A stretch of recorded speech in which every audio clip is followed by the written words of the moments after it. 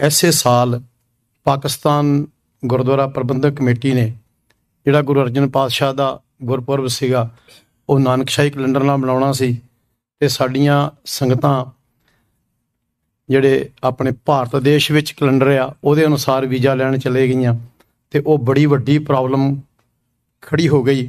ਸਰਦਾਰ ਬਿਸ਼ਨ ਸਿੰਘ ਜੀ ਜਿਹੜੇ ਸਾਬਕਾ ਪ੍ਰਧਾਨ ਨੇ ਕਮੇਟੀ ਦੇ ਪਾਕਿਸਤਾਨ ਦੇ, ਉਹਨਾਂ ਨੇ ਫਿਰ ਅਪੀਲ ਕੀਤੀ ਕਿਉਂਕਿ ਅਕਾਲ ਤਖ਼ਤ ਸਾਹਿਬ ਦੇ ਜਥੇਦਾਰ ਜਦੋਂ ਕਰਤਾਰਪੁਰ ਸਾਹਿਬ ਦੇ ਲਾਂਘੇ ਸੰਬੰਧ 'ਚ ਗਏ ਸਨ ਉਦੋਂ ਉਹਨਾਂ ਨਾਲ ਕਮਿਟਮੈਂਟ ਕਰਕੇ ਆਏ ਸੀ ਕਿ ਮੈਂ ਇਸ ਮਸਲੇ ਨੂੰ ਹੱਲ ਕਰਾਂਗਾ, ਪਰ ਅਫਸੋਸ ਕੋਈ ਨਹੀਂ ਸੁਣਦਾ। ਰੱਬ ਰੱਖਾ ਇਸ ਪੰਥ ਦਾ। ਜਿਹੜੀ ਜ਼ਿੰਮੇਵਾਰੀ ਮੈਨੂੰ ਅੱਜ ਮਿਲੀ ਆ ਉਹ ਆਪ ਹੀ ਗੁਰਮਤ ਦੇ ਉੱਤੇ ਜੋ ਡੇਰਾਵਾਦ ਭਾਰੂ ਆ ਵੀ ਉਹਦਾ ਕਾਰਨ ਕੀ ਆ। ਕਿੰਨਾ ਨੇ ਇਸ ਗੁਰਮਤ ਨੂੰ, ਜਦੋਂ ਅਸੀਂ ਦੇਖਦੇ ਹਾਂ ਵੀ ਗੁਰੂ ਨਾਨਕ ਨੇ ਨਿਰਮਲ ਪੰਥ ਚਲਾਇਆ ਔਰ ਇਸ ਨਿਰਮਲ ਪੰਥ ਚਲਾਉਣ ਲਈ ਉਹਨਾਂ ਨੂੰ ਬਹੁਤ ਸਖਤ ਮਿਹਨਤ ਕਰਨੀ ਪਈ, ਸ਼ਹਾਦਤਾਂ ਹੋਈਆਂ, ਫਿਰ ਜਾ ਕੇ ਇਹ ਸਿਧਾਂਤ ਲਾਗੂ ਹੋਏ ਔਰ ਉਸ ਸਿਧਾਂਤ ਨੂੰ ਕਲੀਅਰ ਕਰਨ ਵਾਸਤੇ ਉਹ ਵੱਖ-ਵੱਖ ਧਰਮਾਂ ਦੇ ਹਰ ਫਿਰਕੇ ਕੋਲ ਗਏ, ਜੋਗੀਆਂ ਕੋਲ, ਸਿੱਧਾਂ ਕੋਲ, ਮੌਲਵੀਆਂ ਕੋਲ, ਮੱਕੇ ਤੱਕ, ਜਗਨਨਾਥਪੁਰੀ। ਇੱਕ ਵੀ ਇਹੋ ਜਿਹਾ ਧਾਰਮਿਕ ਸਥਾਨ ਨਹੀਂ ਸੀ ਜਿੱਥੇ ਗੁਰੂ ਨਾਨਕ ਸਾਹਿਬ ਨੇ ਆਪ ਪਹੁੰਚ ਕੇ ਜੋ ਧਰਮ ਕਰਾਏ ਕਰਮ ਤੁਰੋਂ ਫਰਮਾਇਆ। ਕਿਉਂਕਿ ਪੰਥ ਵਿੱਚ ਜਦੋਂ ਗੱਲ ਹੁੰਦੀ ਆ ਅਸੀਂ ਜੀ ਪੁਰਾਤਨ ਰਹਿਤ ਮਰਿਆਦਾ ਨੂੰ ਮੰਨਦੇ ਹਾਂ ਅਤੇ ਗੁਰੂ ਨਾਨਕ ਸਾਹਿਬ ਕਹਿੰਦੇ ਵੀ ਮੈਂ ਤਾਂ, ਤੁਸੀਂ ਪੁਰਾਤਨਤਾ ਛੱਡੋ, ਮੈਂ ਤਾਂ ਤੁਹਾਨੂੰ ਐਨ ਧੁਰਨਾ ਜੋੜ ਦਿੰਦਾ ਆ। ਵਿੱਚੋਂ ਪੁਰਾਤਨਤਾ ਤਾਂ ਕੱਢ ਹੀ ਦਿੱਤੀ ਸਾਰੀ।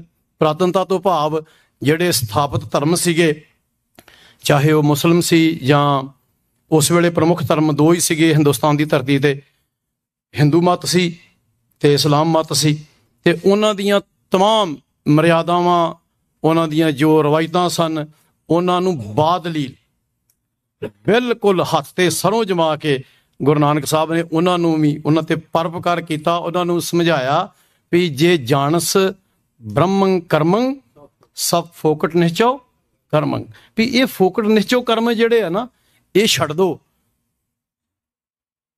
ਮੁਸਲਮਾਨ ਵੀਰਾਂ ਨੂੰ ਵੀ ਸਮਝਾਇਆ ਵੀ ਜੇ ਤੁਸੀਂ ਨਮਾਜ਼ ਹੀ ਪੜ੍ਹਨੀ ਤਾਂ ਇੱਦਾਂ ਦੀ ਪੜ੍ਹ ਲਓ। ਹਿੰਦੂ ਵੀਰਾਂ ਨੂੰ ਵੀ ਕਿਹਾ ਵੀ ਦਿਆ ਕਪਾਹ ਸੰਤੋ, ਇੱਕੋ ਜਿਹਾ ਸਰਬ ਸਾਂਝਾ ਉਪਦੇਸ਼ ਦਿੱਤਾ। ਪਰ ਉਹਨਾਂ ਲੋਕਾਂ ਨੂੰ ਇਹ ਗੱਲ, ਕਿਉਂਕਿ ਜਿਹੜੀ ਮਾਨਸਿਕਤਾ ਬਦਲਣੀ ਹੈ ਨਾ ਬੰਦੇ ਦੀ, ਇਹ ਬਹੁਤ ਔਖੀ ਆ। ਸਦੀਆਂ ਤੋਂ ਜਿੰਨਾ ਉਹ ਵਿਚਾਰਧਾਰਾ ਵਿੱਚ ਫਸੇ ਸੀ, ਉਹਨਾਂ ਦੀਆਂ ਮਾਨਤਾਵਾਂ ਨੂੰ ਮੰਨਦੇ ਸੀ, ਉਹ ਮੰਨੀ ਜਾ ਰਹੇ ਸਨ ਅਤੇ ਬਹੁਤ ਥੋੜ੍ਹੇ ਲੋਕ ਜਿਹੜੇ ਸੀ ਉਹ ਗੁਰੂ ਨਾਨਕ ਸਾਹਿਬ ਦੇ ਨਾਲ ਸਹਿਮਤ ਹੋਏ। ਬਹੁਤ ਉਂਗਲਾਂ 'ਤੇ ਗਿਣੇ ਜਾਣ ਵਾਲੇ, ਕਿਉਂਕਿ ਉਹ ਆਬਾਦੀ ਦੇ ਹਿਸਾਬ ਨਾਲ ਤਾਂ ਉਹ ਬਹੁਤ ਥੋੜ੍ਹੇ ਸੀ। ਉਹਨਾਂ ਨੇ ਵੇਖਿਆ ਵੀ ਇਹ ਬੰਦਾ ਸਾਡੇ ਹਰ ਇੱਕ ਕਰਮ ਕਾਂਡ ਨੂੰ ਚੈਲੰਜ ਕਰ ਰਿਹਾ ਔਰ ਬਾਦਲੀਲ ਉਹਨਾਂ ਨੇ 10 ਗੁਰੂਆਂ ਦੀ ਕੀਤੀ ਘਾਲਣਾ ਅਤੇ ਇਹਦੇ ਵਿੱਚ ਜਿਹੜੇ ਬਾਕੀ ਸੰਤ ਭਗਤ ਸਨ ਹੋਰਨਾਂ ਇਲਾਕਿਆਂ ਦੇ ਵਿੱਚ, ਉਹਨਾਂ ਵੱਲੋਂ ਜਿਹੜੀ ਵਿਚਾਰਧਾਰਾ ਲੋਕਾਂ ਨੂੰ ਦਿੱਤੀ ਗਈ ਉਹਦੀ ਜ਼ਬਰਦਸਤ ਤਰੀਕੇ ਨਾਲ ਵਿਰੋਧਤਾ ਕੀਤੀ। ਮੁਗਲਾਂ ਨੇ ਸਾਨੂੰ ਫਿਜ਼ੀਕਲੀ ਕਿਰਪਾਨ ਨਾਲ ਮਾਰਿਆ। ਆਹ ਜਿਹੜਾ ਮੱਤ ਸੀ ਨਾ, ਜਿਹਦੇ ਬਾਰੇ ਗੁਰੂ ਨਾਨਕ ਨੇ ਲਿਖਿਆ ਵੀ ਨਾ ਹਮ ਹਿੰਦੂ ਨਾ ਮੁਸਲਮਾਨ, ਅੱਲਾਹ ਰਾਮ ਕੇ ਪਿੰਡ ਪੁਰਾਣ, ਇੱਕ ਫਿਰਕੇ ਨੇ ਸਾਨੂੰ ਵਿਚਾਰਧਾਰਾ ਦੇ ਨਾਲ ਮਾਰਨਾ ਸ਼ੁਰੂ ਕੀਤਾ। ਔਰ ਵੈਸੇ ਮੈਨੂੰ ਤਾਂ ਇੱਦਾਂ ਲੱਗਦਾ ਆ ਵੀ ਉਹਨਾਂ ਨੇ ਗੁਰੂ ਨਾਨਕ ਸਾਹਿਬ ਵੇਲੇ ਹੀ ਸ਼੍ਰੀ ਚੰਦ ਨੂੰ ਆਪਣੇ ਨਾਲ ਰਲਾ ਲਿਆ ਸੀ, ਕਿਉਂਕਿ ਗੁਰੂ ਨਾਨਕ ਸਾਹਿਬ ਦੇ ਘਰ ਪੈਦਾ ਹੋਇਆ ਪੁੱਤਰ ਹਜੇ ਹੁਣੇ ਨਵਾਂ ਤਾਂ ਧਰਮ ਤੁਰਿਆ ਸੀ ਜਾਂ ਮੱਤ ਚੱਲਿਆ ਸੀ, ਅਤੇ ਇੱਕਦਮ ਦੂਜੇ ਮੱਤ ਦੀ ਕੀ ਲੋੜ ਪੈ ਗਈ ਜੀ ਵੀ ਇਹ ਬਰਾਗੀ ਮੱਤ ਜਾਂ ਦੂਸਰਾ ਕੀ ਨਾਂ ਸੀ ਉਹਦਾ, ਉਦਾਸੀ ਮੱਤ ਸ਼ੁਰੂ ਕਰਨ ਦੀ। ਵੀ ਗੁਰੂ ਨਾਨਕ ਦੇ ਧਰਮ ਦੇ ਵਿੱਚ ਕਿਹੜੀ ਇਹੋ ਜਿਹੀ ਕਮੀ ਸੀ ਵੀ ਜਿਹੜਾ ਉਦਾਸੀ ਮੱਤ ਸ਼ੁਰੂ ਕਰਨਾ ਪੈ ਗਿਆ ਜੀ। ਜੋ ਗੁਰਬਾਣੀ ਕਹਿੰਦੀ ਵੀ ਸਿਫਤੀ ਰੱਤਾ ਸਦ ਵੈਰਾਗੀ, ਅਤੇ ਜਿੱਦਾਂ ਦਾ ਵਿਰਾਗ ਗ੍ਰਸਥ ਧਰਮ 'ਚ ਰਹਿ ਕੇ ਸਾਨੂੰ ਸਿਖਾਇਆ, ਅਤੇ ਉਦੋਂ ਵੱਡਾ ਵਿਰਾਗ ਕਿਹੜਾ ਸੀ ਵੀ ਸ਼੍ਰੀ ਚੰਦ ਨੇ ਵਿਆਹ ਵੀ ਨਹੀਂ ਕਰਾਇਆ, ਸਿਰ 'ਚ ਸਵਾਹ ਪਾ ਲਈ, ਜਨੇਊ ਪਾ ਲਿਆ, ਲੰਗੋਟ ਲਾ ਲਿਆ, ਅਤੇ ਗੁਰੂ ਨਾਨਕ ਸਾਹਿਬ ਤੇ ਇਹਦੇ ਦੇ ਖਿਲਾਫ ਬੋਲ ਰਹੇ ਨੇ। ਉਹਨਾਂ ਨੇ ਉਦੋਂ ਹੀ ਸਾਡੀ ਜੜ ਨੂੰ ਹੱਥ ਪਾ ਲਿਆ ਸੀ। ਪਰ ਫਿਰ ਵੀ ਗੁਰੂ ਸਾਹਿਬਾਨ ਨੇ ਬੜੀ ਜਦੋਜਹਿਦ ਕੀਤੀ। ਮੈਂ ਹੁਣ ਜੋ ਉਦੋਂ ਤੋਂ ਇਹ ਸ਼ੁਰੂ ਹੋਇਆ, ਤੇ ਮੈਂ ਹੁਣੇ ਵੇਖਿਆ ਇੰਟਰਨੈਟ ਤੇ ਵੀ 1898 ਵਿੱਚ ਕਾਹਨ ਸਿੰਘ ਨਾਭੇ ਨੂੰ ਇਹ ਗੱਲ ਲਿਖਣੀ ਪਈ ਵੀ ਇਹਦਾ ਮਤਲਬ ਵੀ ਕੋਈ ਨਾ ਕੋਈ ਚੀਜ਼ ਸੀ ਜਿਹੜੀ ਸਾਨੂੰ ਇਹਦੇ ਵਿੱਚ ਵਿਪਰਵਾਦ ਦੇ ਵਿੱਚ ਧੱਕ ਕੇ ਲੈ ਗਈ, ਤੇ ਉਹਨਾਂ ਨੂੰ ਇਹ ਲਿਖਣਾ ਪਿਆ ਵੀ ਹਮ ਹਿੰਦੂ ਨਹੀਂ। ਕਿੱਡੀ ਵੱਡੀ ਕਿਤਾਬ, ਔਰ ਉਸ ਕਿਤਾਬ ਨੂੰ ਛਪਾਉਣ ਲਈ ਵੀ ਜਦੋਜਹਿਦ ਕਰਨੀ ਪਈ। ਉਹਨਾਂ ਨੂੰ ਆਪਣਾ ਸਾਰਾ ਸਾਹਿਤ ਛਪਾਉਣ ਲਈ ਵੀ ਅਜੇ ਵੀ ਉਹਨਾਂ ਦੇ ਪਰਿਵਾਰ ਚੋਂ ਇੱਥੇ SP ਰਹਿੰਦੇ ਨੇ ਐਲਸ ਬਰੰਟੇ, ਉਹਨਾਂ ਕੋਲ ਹੱਲੇ ਵੀ ਉਹਨਾਂ ਦੇ ਖਰੜੇ ਪਏ ਆ ਜਿਹੜੇ ਛਪ ਨਹੀਂ ਸਕੇ। ਤੁਸੀਂ ਅੰਦਾਜ਼ਾ, ਜਿਹੜਾ ਬੰਦਾ ਗੁਰਮਤ ਦੀ ਗੱਲ ਕਰੂਗਾ, ਬਾਹਰਲਿਆਂ ਨੇ ਤਾਂ ਵਿਰੋਧਤਾ ਕਰਨੀ ਆ, ਪਰ ਸਾਨੂੰ ਅਫਸੋਸ ਪਤਾ ਕਦੋਂ ਹੁੰਦਾ ਹੈ? ਜਦੋਂ ਸਾਡੇ ਵਿੱਚ ਬੈਠੇ ਸਾਡਾ ਬੇੜਾ ਗਰਕ ਕਰਨ ਲੱਗੇ ਹੋਏ। ਮੈਂ ਬੇੜਾ ਗਰਕ ਅੱਖਰ ਵੈਸੇ ਮਾੜਾ ਆ, ਪਰ ਮੈਨੂੰ ਵਰਤਣਾ ਪੈਣਾ ਹੁਣ, ਔਰ ਕਰ ਦਿੱਤਾ ਹੋਇਆ ਆ। ਕੈਲੰਡਰ ਦੀ ਗੱਲ ਹੈ ਜੀ, ਅਸੀਂ ਬਿਕਰਮੀ ਕੈਲੰਡਰ ਨੂੰ ਮੰਨਣਾ ਹੈ। ਕਿ ਤੁਹਾਨੂੰ ਨਾਨਕ ਨਹੀਂ ਚੰਗਾ ਲੱਗਦਾ? ਬਿਕਰਮੀ ਰਾਜਾ ਦਾ ਉਹਨਾਂ ਦਾ ਵੀ ਅਸੀਂ ਕਿਉਂ ਮੰਨੀਏ ਬਈ?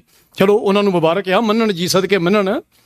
ਕਿ ਸਾਨੂੰ ਕੀ ਇਹ ਵਿਪਤਾ ਪਈ ਹੋਈ ਆ ਵੀ ਅਸੀਂ ਜਦੋਂ ਸਾਡਾ ਜਿਹੜੀ ਪਿਛਲੇ 50 ਵਰ੍ਹਿਆਂ ਦੀ ਜਦੋਜਹਿਦ ਆ, ਉਹਦੇ ਵਿੱਚ ਉਸ ਅਨੰਦਪੁਰ ਸਾਹਿਬ ਦੇ ਮਤੇ ਦੀ ਜਦੋਜਹਿਦ ਦੇ ਵਿੱਚ, ਜਿਹਦੇ ਪਿੱਛੇ ਅਸੀਂ 35-36 ਹਜ਼ਾਰ ਬੰਦਾ ਮਰਵਾ ਬੈਠੇ ਹਾਂ, ਤੇ ਪੱਲੇ ਸਾਡੇ ਕੁਝ ਵੀ ਨਹੀਂ ਪਿਆ।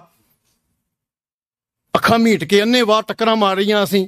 ਤੇ ਉਹਦੇ ਵਿੱਚ ਇੱਕ ਗੱਲ ਸੀ ਵੀ ਅਸੀਂ ਹਿੰਦੂ ਮਤ ਦਾ ਹਿੱਸਾ 25 ਜਾਂ ਇਹ ਧਾਰਾ ਆ, ਉਹਦੇ 'ਚ ਵੀ ਤੁਸੀਂ ਜੇ ਆਪਣੇ ਆਪ ਨੂੰ ਵਿਲੱਖਣ ਗਿਣਦੇ ਆ, ਗੁਰੂ ਨਾਨਕ ਸਾਹਿਬ ਨੇ ਕਿਸੇ ਪੱਖ ਤੋਂ ਵੀ ਸਾਨੂੰ ਕਿਸੇ ਤੇ ਡਿਪੈਂਡੈਂਟ ਨਹੀਂ, ਕਿਸੇ ਸੋ ਵਿਚਾਰਧਾਰਾ ਤੇ ਡਿਪੈਂਡੈਂਟ ਨਹੀਂ ਰਹਿਣ ਦਿੱਤਾ।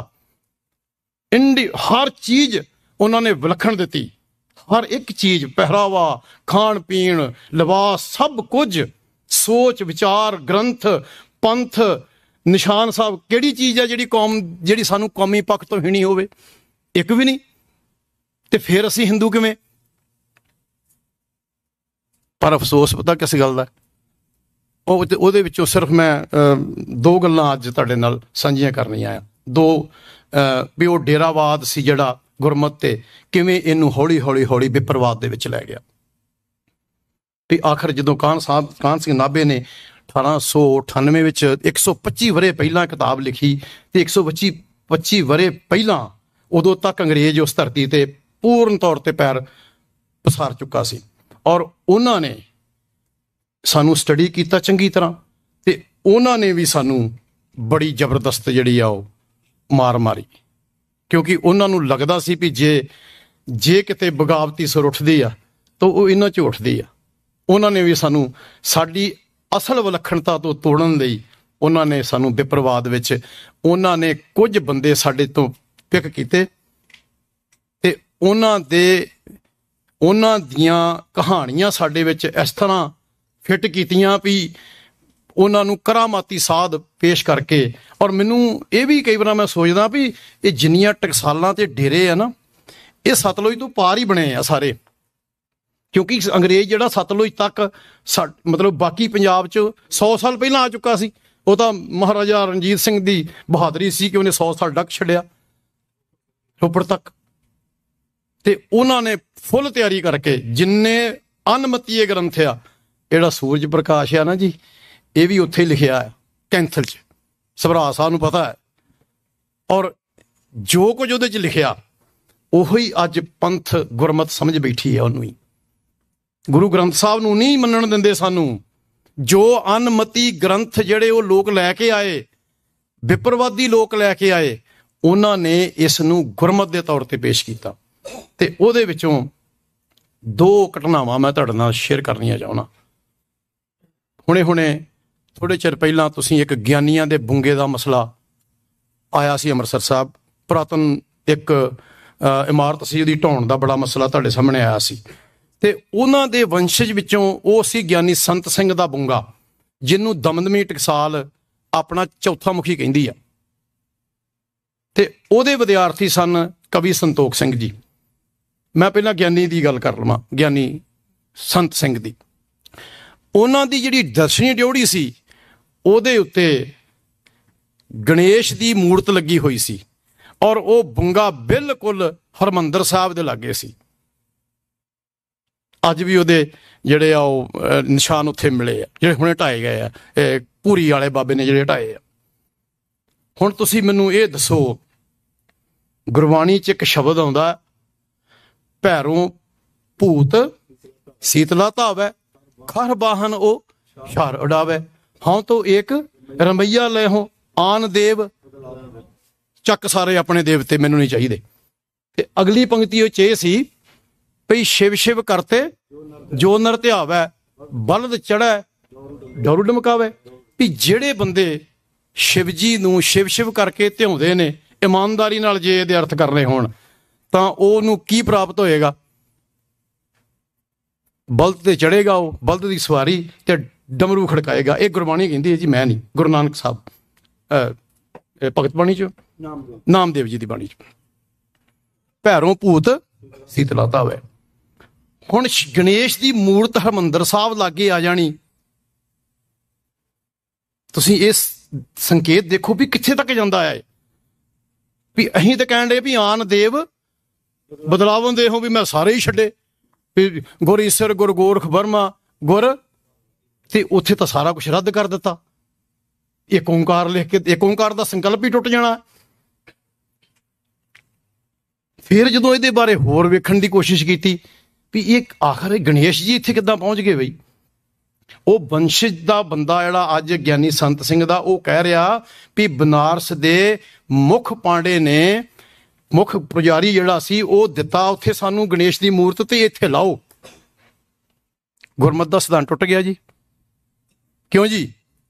ਟੁੱਟ ਗਿਆ ਨਾ। ਅਗਲੇ ਦੇਖੋ ਹੋਰ, ਜਿੱਦਣ ਹੁਣ ਗਿਆਨੀ ਜਗਤਾਰ ਸਿੰਘ ਜੀ ਕਥਾ ਕਰਦੇ ਕਹਿ ਰਹੇ ਸੀ ਵੀ ਆਨੰਦ ਸਾਹਿਬ ਜਿਹੜਾ ਉਹ ਤਿੰਨਾਂ ਗੁਰੂ ਸਾਹਿਬਾਨ ਦਾ ਉਚਾਰਨ ਕੀਤਾ ਹੋਇਆ। ਤੇ ਜਦੋਂ ਅਸੀਂ ਉਹ ਖੋਜਣ ਦੀ ਕੋਸ਼ਿਸ਼ ਕੀਤੀ ਵੀ ਚਲੋ ਆਖਰ ਪਤਾ ਤਾਂ ਲੱਗੇ ਗਿਆਨੀ ਜੀ ਕਹਿ ਕਿੱਥੋਂ ਰਹੇ ਨੇ, ਪਤਾ ਤਾਂ ਲੱਗੇ। ਉਹ ਵੀ ਸੂਰਜ ਪ੍ਰਕਾਸ਼ 'ਚੋਂ ਆ ਰਿਹਾ ਸੀ, ਪਰ ਉਹਦੇ ਵਿੱਚ ਜਿਹੜੀਆਂ ਬਾਕੀ ਗੱਲਾਂ ਆ ਰਹੀਆਂ ਸੀ ਉਹ ਛੁਪਾ ਗਏ।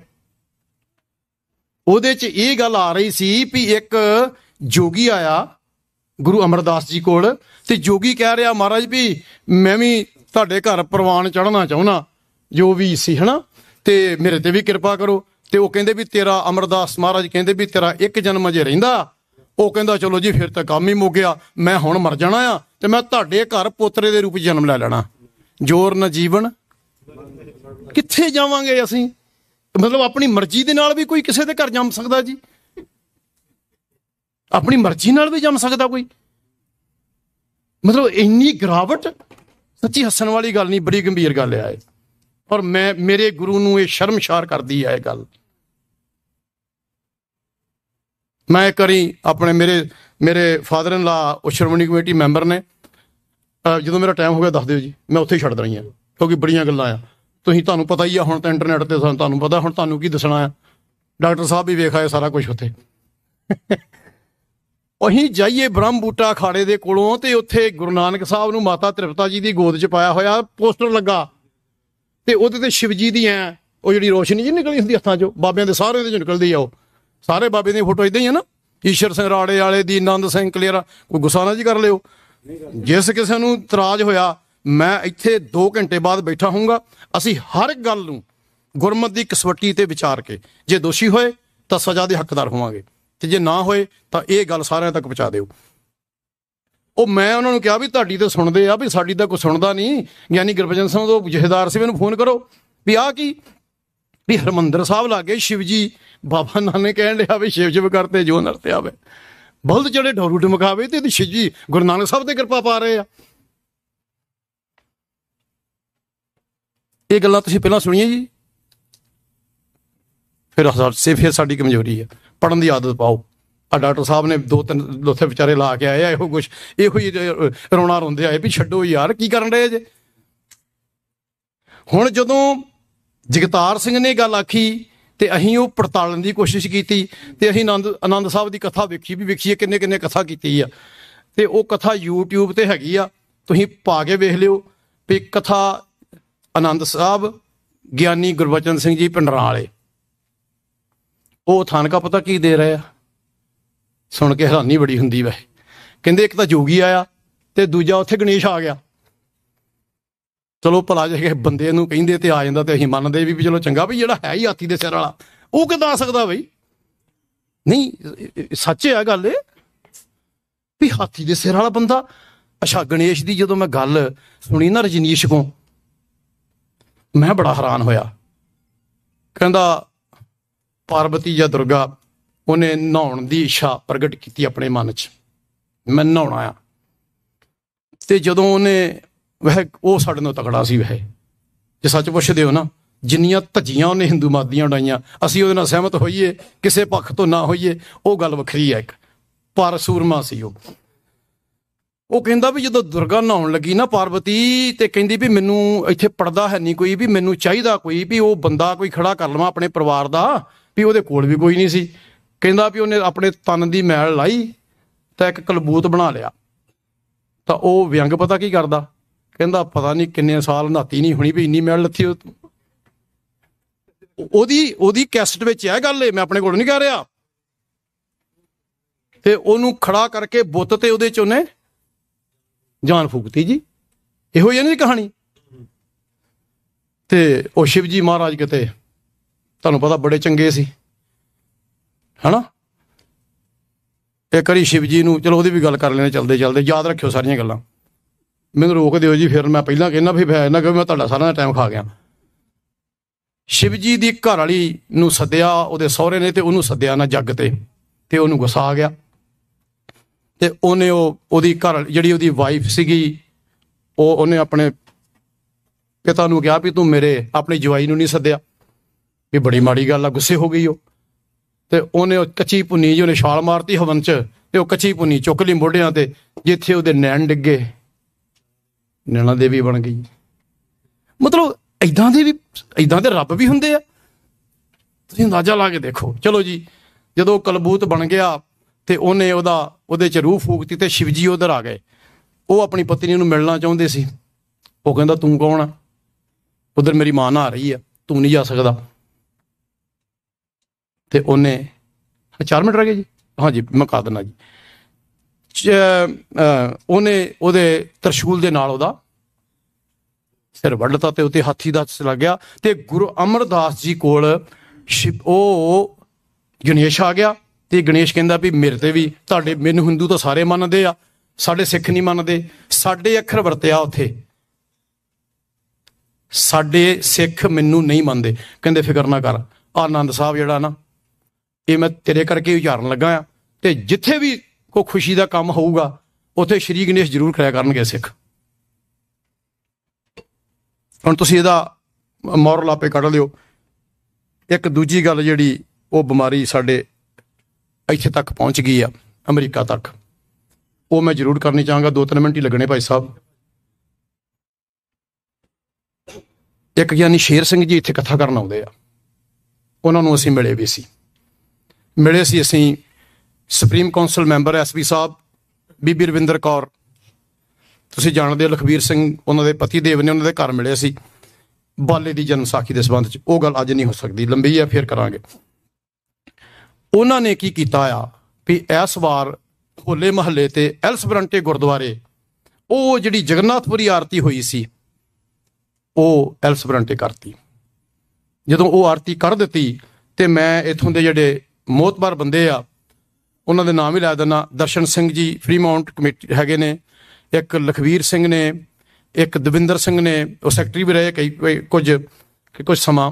ਉਹਨਾਂ ਨੂੰ ਸਾਰਿਆਂ ਨੂੰ ਮੈਂ ਫੋਨ ਕੀਤੇ ਵੀ ਯਾਰ ਚਲੋ ਬਾਕੀ ਗੱਲ ਤਾਂ ਚਲੋ ਕੋਈ ਗੈਰ ਗੰਭੀਰ ਹੋ ਸਕਦੀ, ਸਾਨੂੰ ਸਮਝ ਨਹੀਂ ਲੱਗਦੀ ਵੀ ਆਹ ਗੱਲ ਤਾਂ ਬਹੁਤ ਸੌਖੀ ਆ ਵੀ ਇੱਦਾਂ ਤਾਂ ਉਹ ਹਿੰਦੂਆਂ ਨੂੰ ਰੋਕਦੇ ਰਹੇ ਵੀ ਤੁਸੀਂ ਇੱਦਾਂ ਦੀ ਆਰਤੀ ਨਾ ਕਰੋ, ਵੀ ਮੈਂ ਤੁਹਾਨੂੰ ਆਰਤੀ ਦਾ ਢੰਗ ਦੱਸ ਦਿੱਤਾ।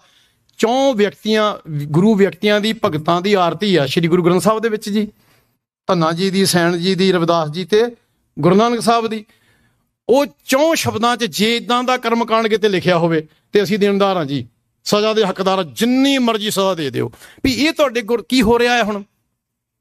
ਖੈਰ ਉਹਨਾਂ ਨੇ ਮੀਟਿੰਗ ਕੀਤੀ ਟ੍ਰੇਸੀ ਗੁਰਦੁਆਰੇ ਤੇ ਗਿਆਨੀ ਸ਼ੇਰ ਸਿੰਘ ਨੂੰ ਸੱਦਿਆ ਉੱਥੇ। ਉਹਨਾਂ ਨੇ ਜਦੋਂ ਮੇਰੀ ਲਖਵੀਰ ਸਿੰਘ ਨਾਲ ਗੱਲ ਹੋਈ ਤੇ ਲਖਵੀਰ ਸਿੰਘ ਤਾਜ਼ਾ ਨਾ ਉੱਥੋਂ ਹਜ਼ੂਰ ਸਾਹਿਬ ਤੋਂ ਹੋ ਕੇ ਆਇਆ ਸੀ, ਮੈਂ ਕਿਹਾ ਲਖਵੀਰ ਸਿੰਘ ਜੀ ਵੀ ਇਹ ਕੀ ਕਰਦੇ ਪਏ ਆ ਵੀ ਤੁਸੀਂ ਨੌਜਵਾਨ ਬੱਚੇ ਉਹਨਾਂ ਦੇ ਹਵਾਲੇ ਕੀਤੇ ਆ ਵੀ ਉਹ ਤਾਂ ਬਿਲਕੁਲ ਟੋਟਲੀ ਸਾਨੂੰ ਵਿਪਰਵਾਦ ਵੱਲ ਲੈ ਕੇ ਜਾ ਰਹੇ ਆ ਵੀ ਇਹ ਕਿੱਦਾਂ ਪ੍ਰਵਾਨ ਹੋਵੋਗੇ ਵੀ ਇਹ ਤਾਂ ਅਗਲੇ 100 ਸਾਲ ਤੱਕ ਜਿਹੜੇ ਬੱਚੇ ਆ ਸਾਡੇ ਹੁਣ ਨੌਜਵਾਨ ਆ 20-25 ਸਾਲਾਂ ਦੇ ਆ ਉਹਨਾਂ ਤੇ ਅਗਲੇ 100 ਸਾਲ ਤੱਕ ਜੇ ਜੀਣਾ ਹੋਇਆ ਤਾਂ ਸਾਨੂੰ ਤਾਂ ਲਾਗੇ ਵੀ ਲੱਗਣ ਦੇਣਾ ਗੁਰਮਤ ਨੂੰ ਤਾਂ ਉਹਨਾਂ ਲਾਗੇ ਵੀ ਨਹੀਂ ਆਉਣ ਦੇਣਾ ਗੁਰਦੁਆਰੇ 'ਚ ਤੇ ਫਿਰ ਅਸੀਂ ਕੀ ਕਰਾਂਗੇ।